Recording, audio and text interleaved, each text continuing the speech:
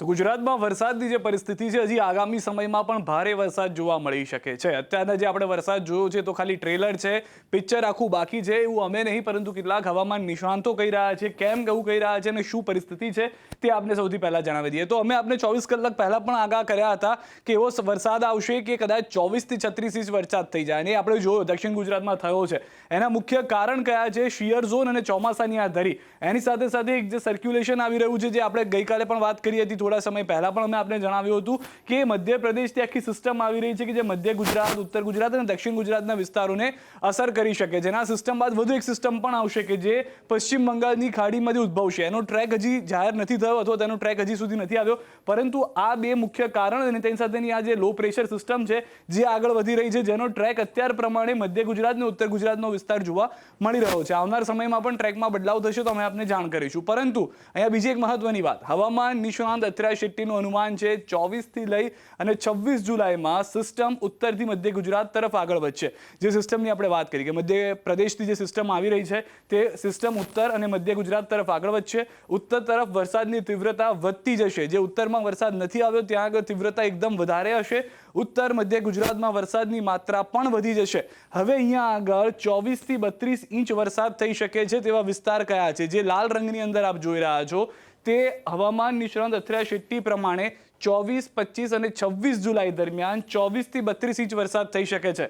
આમાં એવું છે કે 3 દિવસમાં આ 24 થી 32 ઇંચ વરસાદ થઈ શકે છે। શક્ય છે કે એક જ દિવસમાં 32 ઇંચ વરસાદ થઈ જાય, જે રીતે દક્ષિણ ગુજરાતમાં આપણે જોયું ઉમરપાડા સહિતના કેટલાક વિસ્તારોમાં 3 દિવસમાં 8-8 ઇંચ થાય, કોઈ વિસ્તારમાં 10-10 ઇંચ અને 4 ઇંચ એ રીતે વરસાદ થઈ શકે છે।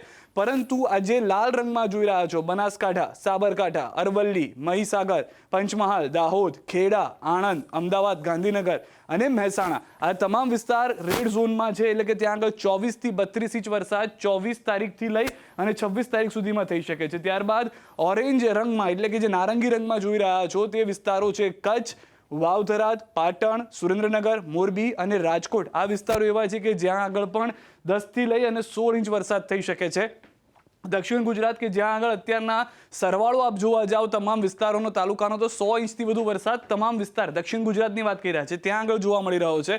તે વિસ્તારમાં પણ વડોદરા, છોટાઉદેપુર, ભરૂચ, નર્મદા, સુરત, તાપી, ડાંગ, નવસારી અને વલસાડ આ એવા વિસ્તારો છે કે જ્યાં આગળ યલો રંગ આપ જોશો એનો મતલબ છે કે 2.5 ઇંચ સુધીનો વરસાદ જોવા મળી શકે છે।